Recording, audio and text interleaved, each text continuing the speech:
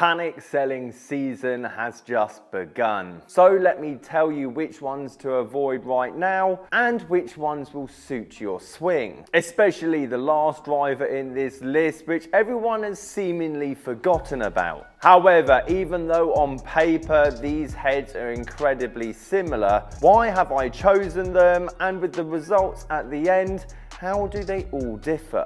Now, big thank you to Replay Golf for supplying all the drivers for today's video. Plus, it's worth mentioning their Black Friday deal that's current to the 2nd of December that gives you 15% off everything in their store. Which, when you consider their 7-day trial period, it means you can buy a club, try it on your course or range, see if it suits you, and if it doesn't, then you can just send it back. So what is panic selling season and how can you take advantage after watching this video? Just like clockwork, so many pro shops, golf retailers up and down the country know that these are going to be redundant very soon. Therefore, the whole second-hand market gets infiltrated by brand new drivers or virtually unused second-hand drivers, meaning that yes, these will all get cheaper over the course of next year, but if you want a particular head in a particular loft with a particular shaft, this with the inevitable increase in supply is definitely the best time to do it, as it means that they're all going to get cheaper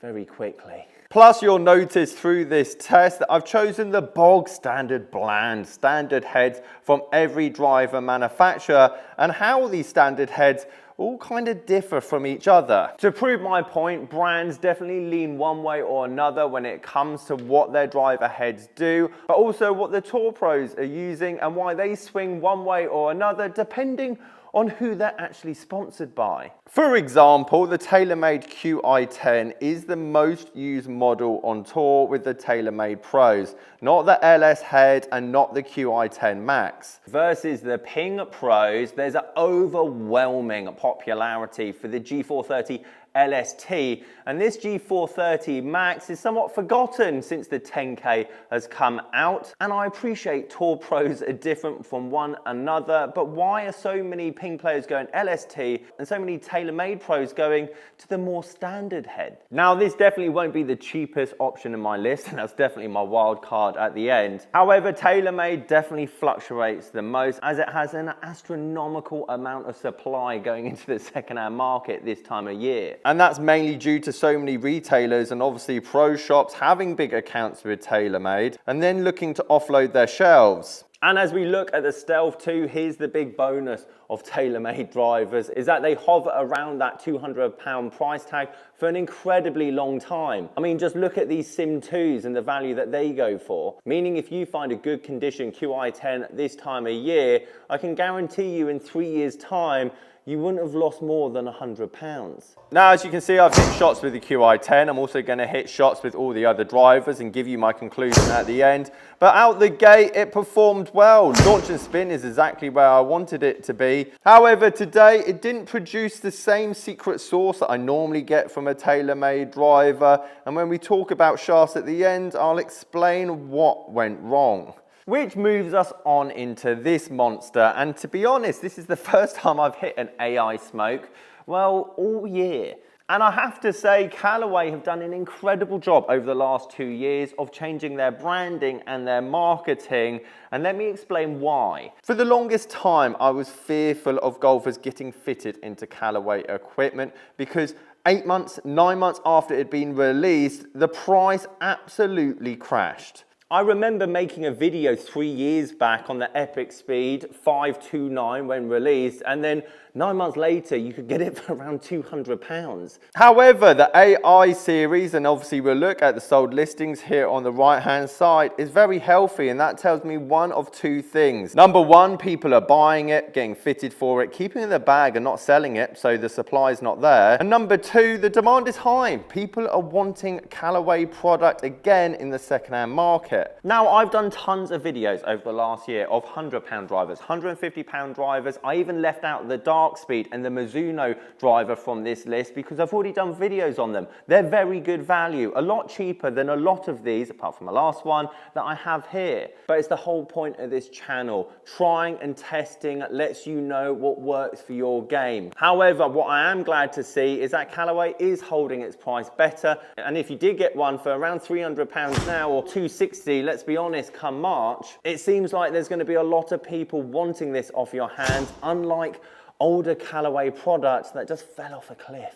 Now, test results wise, this thing came out like a monster. And if we look at the Tour Pros, so many of them are using the fade bias triple diamond, but let's be honest, a lot of you watching this video don't need a fade or neutral bias driver. However, as I'm showing here with this standard stiff flex, and we'll talk about shafts towards the end, very neutral ball flight, incredibly low spin, and very good launch, creating astronomical distance compared to the Qi10, but that's only because this thing did something slightly different in my hands compared to what the Qi10 did. And as we move into the G430, you'll understand why so many pros use the LST and not just the Max. So here we have the Ping G430 Max that's definitely been left to the wayside since the 10K was released at the start of this year, or has it? This was released 2 years ago. Unlike the Callaway and TaylorMade ones, they were only released at the start of this year. And if we look at G430 Max heads, secondhand price around £300, which is arguably one of the best investments you could have if you were to be fitted into a brand.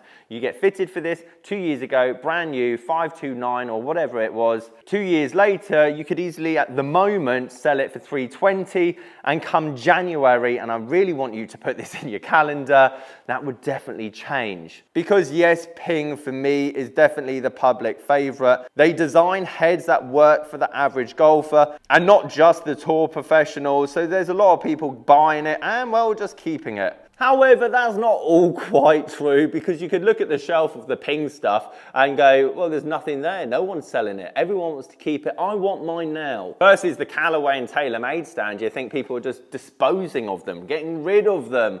But Ping do something a lot different than the others. Ping are incredibly hot when it comes to pro shops, golf retailers selling stuff online. More importantly, if they find you selling current equipment on eBay, and if they see that serial number and track it back to your shop, your account is then closed. Meaning, unlike other brands, there is next to no supply when it comes from pro shops and retailers and just basically peer-to-peer selling, which is why when the new Ping driver lineups are released, and obviously all those pro shops are then allowed to sell their demo kit, we will inevitably see that price drop just like the G425 experienced. However, at the start I mentioned each brand leans one way or another, and Ping for me definitely leans to that more forgiving, not ultra distance, but let's say down the middle kind of driver. As we saw with my first 3 shots with this G430 Max standard stiff, they all went left, and I'm putting the same swing on all of these drivers as humanly possible. But it feels incredibly light. I know physically it's not lighter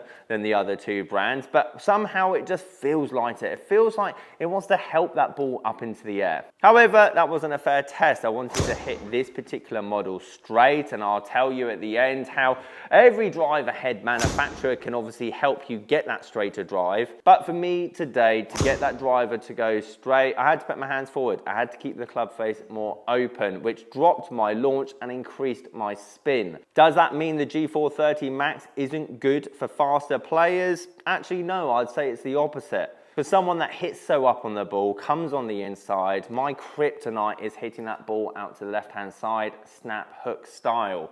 Actually, I like the idea with a bit more backspin, and obviously with a shaft change, I'd also be able to alleviate those ones to the left-hand side, so I don't have to drive my hands forward, and I can release the club. With that being said, there's absolutely no chance of me doing what I did with a Callaway, no matter what shaft and loft combination I put in this particular head, and no wonder so many tour pros are using the LST. Which brings me onto this animal and my best value pick for this entire list, Let me explain why. Firstly, Titleist is the most used driver on tour, and to be honest, you could just put that down to their stable. However, the most interesting thing I find about all of this in terms of the lineup is that their Tour Pros are split basically down the middle in terms of some using the TSR2, the slightly smaller head, low launching, controlling, blah, blah, blah, blah, blah. And then the other half using the more forgiving head, the TSR2. So how can they do that? But quickly, let's talk price, because the GT has already been released, meaning that this has already suffered, which the Ping will soon to be experiencing in terms of price drop. And brand new gleaming condition, obviously around 280 odd pounds. But I've seen some of these go for around 200 pounds, and it is a phenomenal driver. And even though forgiving, unlike the Ping G430 Max, can also create some monsters, as I'm about to show you right here. See, this whole test is littered with faults. However, I want you guys to see what I see when I see a driver. I don't even need you to buy any of these drivers. Go and find one 5 years old, because once you understand what shaft, head design, loft actually does, you'll be free to pick and choose any driver, especially the ones that the public doesn't generally want. But this is what I referred to earlier, that standard heads from different brands do different things. But look at the two different face designs on these two heads, and I'm giving you a bit of a clue how this is now outdriving everything, even though it's a lot cheaper and, well, a lot older. But before we go into my wild card pick, this is important to note. Which of these driver heads would I actually pick to take on the course? Someone that swings incredibly fast and doesn't necessarily worry about distance all the time? This one. It naturally creates more backspin. It doesn't give me that secret spot that can give me that massive 340-yard drive, because yes, this is great for distance with the right shaft and loft head combination, but you can see when I don't catch it right, where it finishes on the map to that left-hand side. I don't mind something being 20 yards shorter if it's in play, and if you've seen my wedge game, I'm better further back from the flag than I am closer to it. That being said, could this be built to do what the G430 Max is currently doing in its state? Of course it can. Loft that thing up, change the shaft. There we go, I've increased my spin. I've lowered my launch. Then all of a sudden, this 200-pound driver can go straight in my bag. I had to hit 40 odd shots with this driver, and let me tell you why I think this could be the #1 pick for the vast majority of you going into next year. I didn't want to hit 40 shots with this, by the way, but this head and shaft combination is definitely something else. And if I had to build a driver that doesn't suit my current swing, this probably would be it. Firstly, the Dynapower sits a lot more close to the other brands in this list. You then put the godfather of low spin shafts, this hazardous Smoke 6.0. Well, of course, for a player that hates the snap hook low spin duck hook, this is arguably the worst combination I could have in my hand. Does that mean it's a bad driver? No, actually it made my technique better. It took me 40 odd shots because I had to neutralize my path and I had to stop hitting up on this ball so much, just so that I could hit this power fade to get the good numbers that the rest of them are. Towards the end of hitting them, I was hitting these cut fades down the middle with a bit more spin, lower launch, similar to the G430. And actually, towards the end of the testing, these two turned out to be my favorite heads to actually hit. So before we go into the conclusion, and obviously that secret spot, let's be honest, Wilson have made great strides. They're still suffering with the marketing and stigma that comes with them, but that means that you are getting this driver for next to nothing. And if we put shaft to one side, if you want a forgiving head that leans the ball not to go out to the right hand side as much, this is a very good value pick. Now you must listen to this, because no matter which manufacturer leans more one way or another on the spectrum of forgiveness, spin, launch, offset, all that kind of stuff, with a simple loft shaft change, you're going to see different numbers from every single one of these heads. Putting aside that every manufacturer has 4 heads for a reason. However, I chose the standard heads as in the secondhand market, they're the less desirable ones. People want the glamorous low spin or they want the ultra forgiving. Reason these two drivers came out on top in terms of distance is because of these shafts dropping the face into the right position, meaning that the 3 shots, which is very small sample pool, kept the ball hitting the face a lot higher on the driver, which increases the launch and drops the spin. Sadly, with one of the most forgiving drivers in the game in terms of heel to toe and the way Ping spread that face out, that slot isn't available on this head and why tour pros lean towards the LST. However, I'm not as consistent as a tour professional and much rather a higher spinnier shot out the heel or the middle so I can find the middle of the fairway. Guys, if you've got any questions on your golf bag or golf game, sasgolfacademy.com. Catch you guys later.